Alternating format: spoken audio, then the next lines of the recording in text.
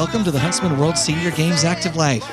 My name is Kyle Case, and I'll be your host on this amazing journey as we attempt to help you get the very most that you possibly can out of your life. You changed that up just so I couldn't mouth it while I saw you mouthing yes. along with me. Yes, so I was. Joining me, of course, in the studio today is my co-pilot, Jeff Harding. Jeff, how are things? They're well. How are you, Kyle? Good. I'm doing good. What a great day. It is. Beautiful weather. Yeah. Life is good. We're in the middle of April already. Can you believe that? I know. Time is flying. It is. It is. But it's great.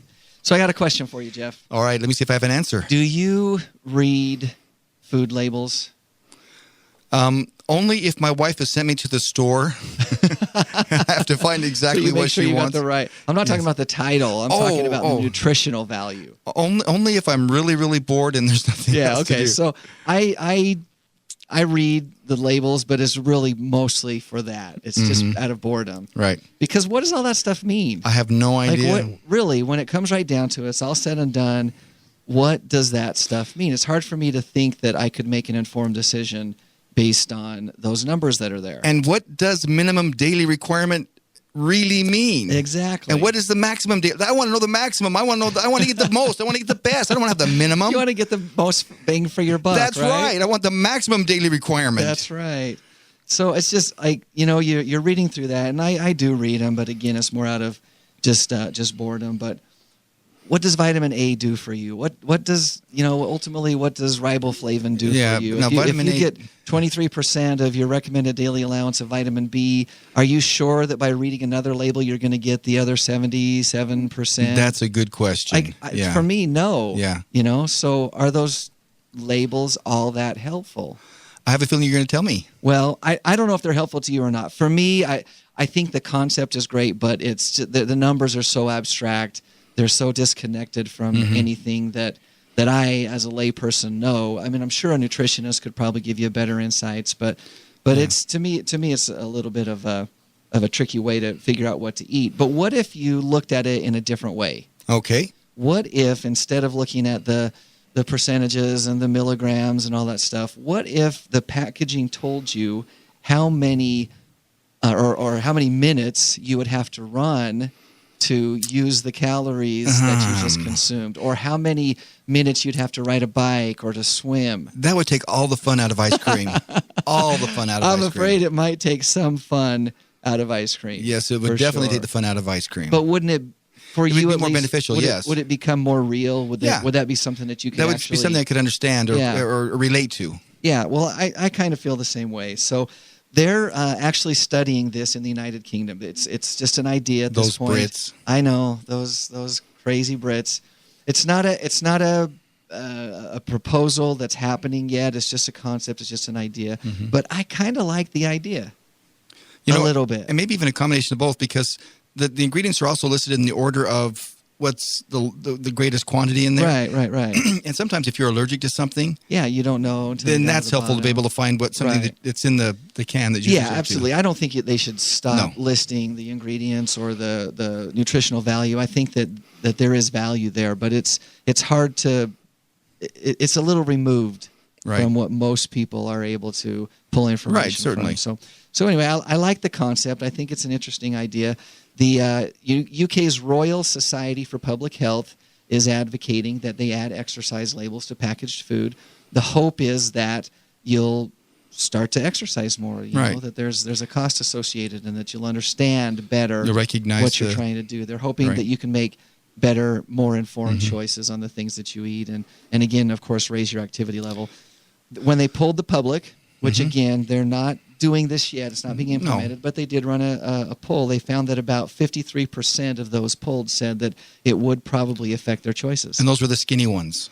Yes, that probably, because the heavier ones probably aren't as concerned. Right? Yes, that's right. Anyway, the naysayers say that there's one issue with the proposal, one or two issues with the proposal, and that it's pretty shamey. And we're such, we're so into that right now. Yeah, we are. But they say that it could influence someone to do more physical activity, possibly, but it also could inevitably attach feelings of punishment to exercise and guilt to food and possibly trigger eating disorders. which I'm not sure I totally buy into that. But, they'd have to, we all have different sports. They'd have to see like half-hour running, 20 minutes on your bike, 25 softball games. Right. It'd have to be relative. You'd have to have, you'd have to have every sport represented because we wouldn't want to leave one out. No, we wouldn't. Make them feel sad. Additionally, they say that it might promote calorie-centric thinking and that you can cancel out junk food like candy and chips by simply exercising, which I think you can, right? That already exists. I'm already there. Anyway, they say that 300 calories of vegetables and 300 calories of Cheetos are not the same thing, but I don't believe that either. No, calories 300 calories of Cheetos is just as good as 300 calories of carrots. Well, it's the same color. Well, actually, and you're getting, talk about volume. You're having to eat a lot of carrots. There you go. So you've got a lot of bulk. You've got some back end issues when you're done. Yeah, well, for sure. For sure. Anyway, thank you for that. For that. Like I said, it's only a proposal at this point. Right. But I think it's something to think about. Kind of interesting. Yeah, I don't see anything wrong with it. It doesn't have to be really large or really prominent, just like the labels with the information that's there now. Right. You don't look at it, you don't see, you don't worry about it. Or gluten-free or whatever. Right. Anyway, I like the concept. It'll be interesting to see if it catches on overseas and if it eventually comes over here. Yeah, it will be. Today, our guest is one of our incredible and amazing athletes. We've got Jim Hench, who has been playing softball at the Huntsman World Senior Games for the past 12 years. And Jim, we're glad that you could take some time out of your busy schedule and be here with us today. Thanks for joining us. Thank you. Appreciate you inviting me. Welcome.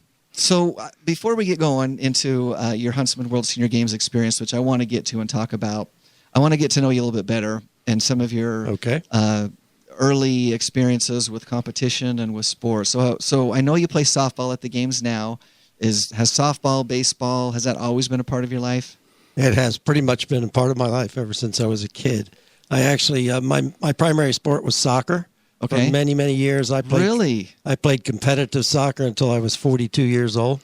So you were into soccer before soccer was really accepted in the United States. Before soccer was soccer. Yeah. I come from the East Coast, so that probably changes a little bit. That explains a lot. Yeah. So where on the East Coast did you grow up?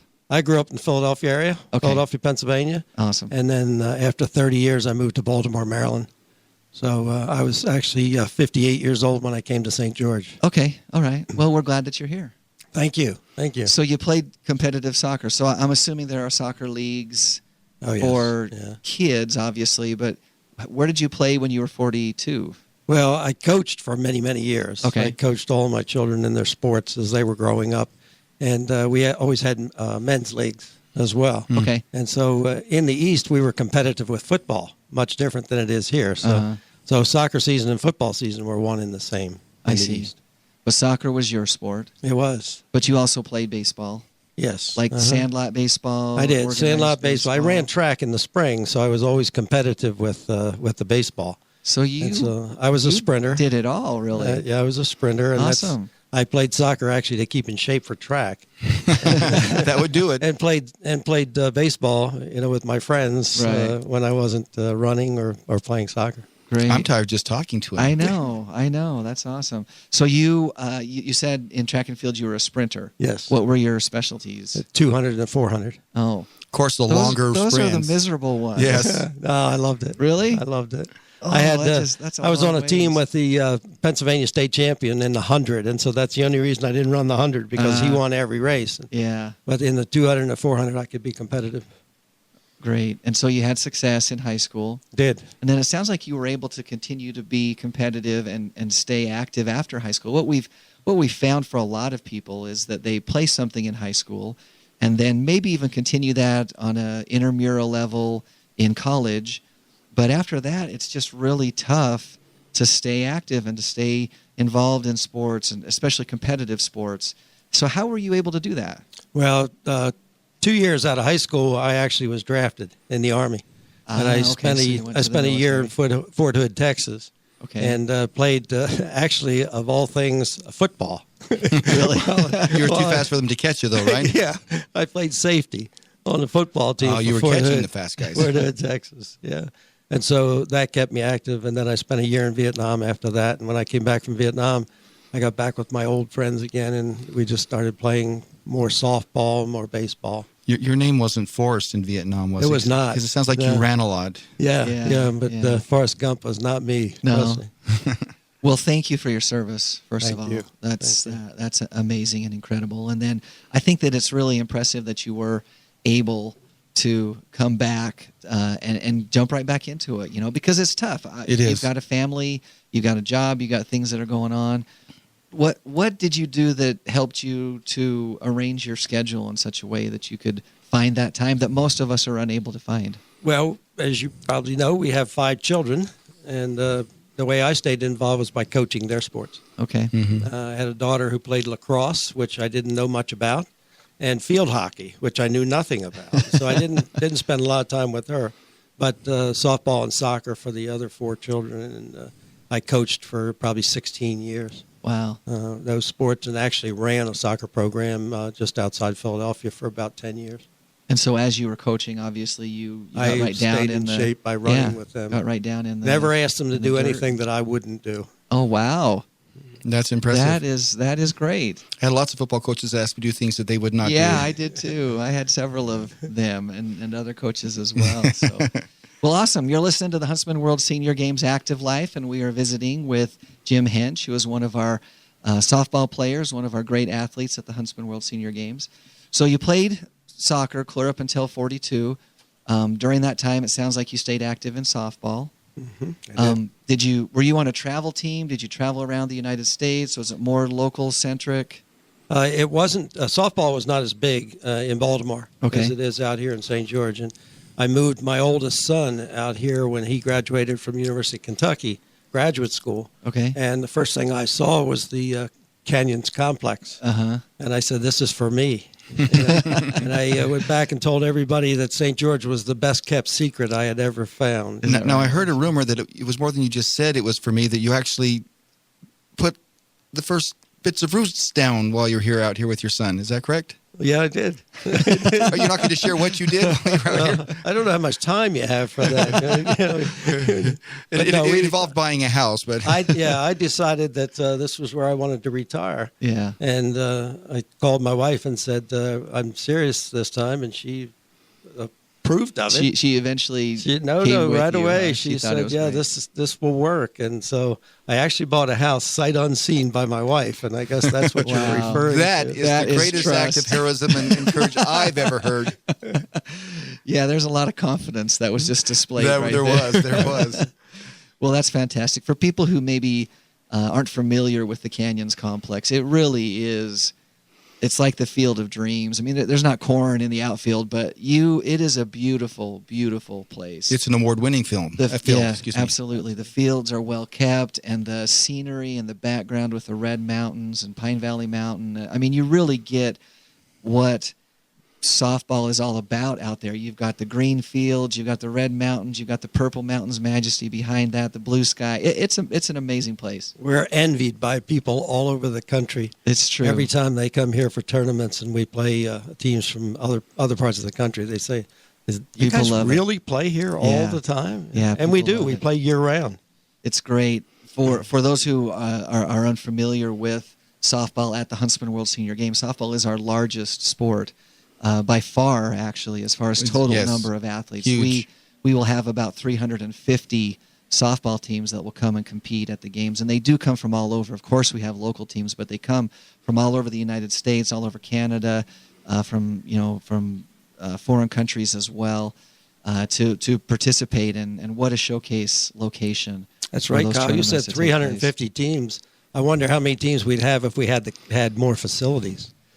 It could probably double that. Yeah, we're already closed. We've closed most of our age groups. There's only a few age groups that are open, and as Jeff said earlier, it's only the middle of April. So, with more fields, we could probably host more teams as well. But you make it out here to St. George. Did you know about the Huntsman World Senior Games when you came out here? I did not. Okay. I did not. I learned about them shortly after I got here. Okay. I was picked up by a senior team, and like I said, I was 58 years. I actually turned 59 the day after I got here. That you arrived here. Huh? So at 59, I was picked up by a softball team, local team here, Well, that's and great. then started playing and worked into the senior games. So we have a pretty robust senior softball community here in St. George. We sure do. What would you say to somebody who comes from a place that maybe doesn't have quite as many options, whether it's because of weather or there aren't organized leagues, but they still want to be a part of the games and play the game that they love? What would you recommend that people do to kind of stay active that way? Well, we've done it here in St. George, and I know it could be done in other parts of the country. You have to make the game available to everybody, no matter what their level of play is. And so we actually have teams here and leagues here. We have a 50 and over league, we have a 60 and over league, and we have a 70 and over league. Do they break it down by skill levels as well? Yes, within that, some are considered recreational, others are considered more competitive leagues. And so there's an opportunity for just about everybody that wants to get back into the game later in life. And it pertains not only to softball, but for tennis or pickleball, all of the games that are offered by the Huntsman World Senior Games are available. I think you've hit on a really important point and really one of our hallmarks of the success that we've had at the Huntsman World Senior Games, and that is that concept that people want to play against other competitors that are roughly at their same level. I think we all know that there's an element of competition and of risk that you might not win everything that you do. We all accept that as part of the competition. But no one wants to be completely blown out of the water, and no one really wants to do the blowing out of the water either. I think Not we all fun for anybody. Yeah, I think we all want to kind of end up at that same level. And one of the great things that we've worked on over the years at the Huntsman World Senior Games is we work very hard to try to provide that experience. It's not a perfect system. Certainly there are mistakes that are made, but for the most part, when people show up to play, if you are just brand new to the sport and you've never competed before, there's a place for you to compete against people at that same level. On the other hand, if you've played your whole life and you're, just almost at a professional or at a world-class level, then there's an opportunity for you to compete as well at that same skill level. And I think that's one of the things that's made the game so successful. I've had to smile at some folks who have come here who were experienced, thinking they were going to blow everybody out of the water. Yeah. And they were amazed at the upper end. I mean, you expect that there'd be lots of competition at the low end. They were amazed at the competition at the upper end as well. Well, and you've probably experienced this as a player, but I'm always impressed by the fans who walk away inspired by the level of play that is exhibited True. there on the field. True. Yeah. And I feel that same way too. When I get out there and get a chance to watch a game or an individual compete, it's just amazing to think, wow, the human body is so amazing, and we can do so much with it. And we need to, right? Oh, certainly. Like we need to get out there and do more with it. If you don't, you lose it. That's awesome. So you've been coming to the games for about 12 years or so. You've said. You love softball, obviously. The games has so many other elements that are part of it, from sports to social aspects. What outside of softball, what are some things that you enjoy doing or participating in at the Huntsman World Senior Games? Well, the thing I think that I enjoy the most is just the camaraderie. Yeah. And the meeting of the people from all over the world. And it's fun because you make friends. I mean, you really make lasting friendships here. If I had anything to correct, if I had the power to do so, it would be at the softball level for those to be honest when they come. and if they're a major or a AAA team, to let us know that rather than sign up in a C division. We get a little of that, don't we? Yeah, that would be I think great. some of it's intentional. I think perhaps some of it's unintentional. They just don't know the level of play. Well, what I but found there's out, some, Kyle, there's some honestly- sandbagging that goes on. What I found out, honestly, is that people go back to their neighborhood with a gold medal, but they never tell them what division they won that gold medal in. So maybe we should put that on the medal. Maybe we should. Maybe we should. That is true. And that is one of the challenges that any organization has, as you try to build those skill levels. Yeah, absolutely. But for the most part, I think overall it's a great experience, and people walk away having enjoyed that, the level of competition. Jim, have you done any of the ancillary things like the opening ceremonies or the health screenings or anything like that? I think I missed the opening ceremonies, Jeff, one time in my almost 13 years here. So you've been able to walk in with the athletes? Yeah, I don't know if you guys know this, but in 2014, July of 2014, I actually had open heart surgery. I had a triple bypass. Did not know that. And the cardiac surgeon wouldn't let me play that year in the senior games in October. So I missed. How dare So I had to stand at third base and coach that entire game. But it's just, there's a lot of activity, a lot of events that we always appreciate being here and being a part of. Well, it's a great event. It just, and we love being a part of it. It's inspirational, it's motivational, and you hit on another really important part, and that is the camaraderie. People do come to compete. Obviously, that's the main point for being here. But to be able to come and find friends, make friends, and then to come again and see those same friends year after year, it really becomes like a reunion, a family reunion of sorts. It really is. And we see that across the board in every sport. Certainly. People, they might only see each other here at this event, but they look forward to that for the whole year. It's ironic. It even goes beyond just the athletes. The volunteers who've been here for years and years, they look forward to seeing the athletes and the volunteers that they've worked with and known for a number of years. Yeah, so. There's just something really special about it.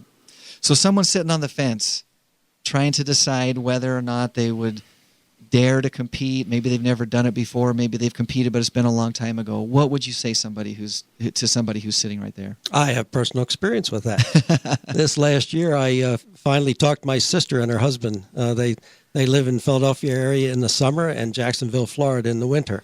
And they're tennis players. Yeah. And so I recruited them last year, as an ambassador to come out and play. And they did. They came out and played, competed, actually took a bronze medal back home with them and had the time of their lives, and said they just wish they could do it over and over and over again. And they can. Yes, every October. Come on back. That's awesome. I actually had a chance to meet them. I was at the tennis courts and just had a chance to run into them, and they did have a great time, and that's awesome. I was able to do the same thing with my parents. My dad competed this year for the first time ever. My mom competed for the second time, so it's awesome. Yeah. Well, that's great advice. Just get out and do it. If it's something that you love, then just make it happen.